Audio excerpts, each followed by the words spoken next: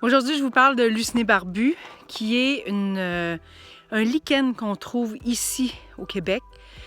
Généralement, c'est dans des forêts de conifères assez vieilles, matures. On peut le retrouver sur l'épinette, sur le sapin. Puis, il y a différents types de Lucenay barbu, Lucenay. Celle-ci, c'est difficile de les différencier, je vais vous avouer bien honnêtement, là. Ici, c'est de Lucenay barbu, Old Man's Beard. C'est pour ça que vous avez vu ma photo avec une barbe du Lucenay barbu.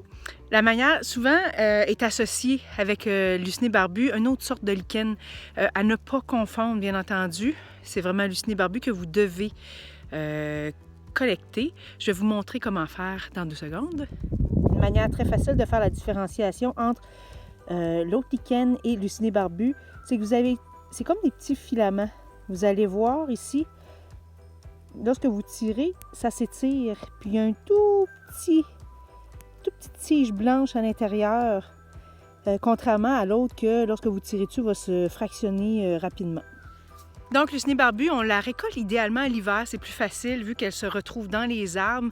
On en retrouve souvent à terre qui tombe, mais aussi si vous voulez en récolter, c'est dans les arbres pour la pérennité de l'espèce, faire en sorte que ça va continuer à pousser parce que c'est quand même une croissance qui est lente. Moi, ça, c'est un morceau que j'ai trouvé par terre.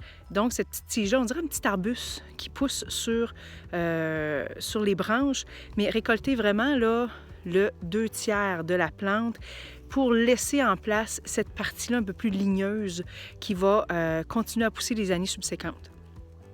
Pourquoi on va récolter du Lucenay barbu? C'est tout simplement pour ses propriétés hautement antibactériennes et antifongiques.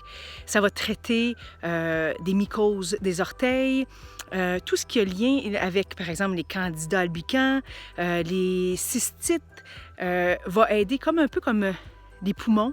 Ça va aider au niveau des voies respiratoires aussi. C'est une plante qu'on va faire en décoction. Elle se donne pas facilement. Décoction va être un petit peu irritante pour les voies digestives, ce qui fait que je vous dirais que la meilleure façon, c'est d'en faire un alcool que vous allez faire macérer pendant plusieurs semaines dans de l'alcool 60%. Ensuite, vous allez filtrer puis vous allez prendre quelques gouttes ici et là. Moi, c'est une utilisation que j'utilise tant l'hiver, c'est fou, je vais l'utiliser dans une eau de rinçage pour les oreilles de mon chien. Je le mélange avec l'Hydrasse du Canada, qui est aussi notre qui va être notre antibiotique naturel. Ce qui fait que combiné avec, par exemple, un concentré d'ail, un concentré d'Hydrasse du Canada et du Lucenay barbu, vous avez un traitement choc antibactérien et antifongique qui règle une panoplie de problématiques tant virales que bactériennes que fongiques.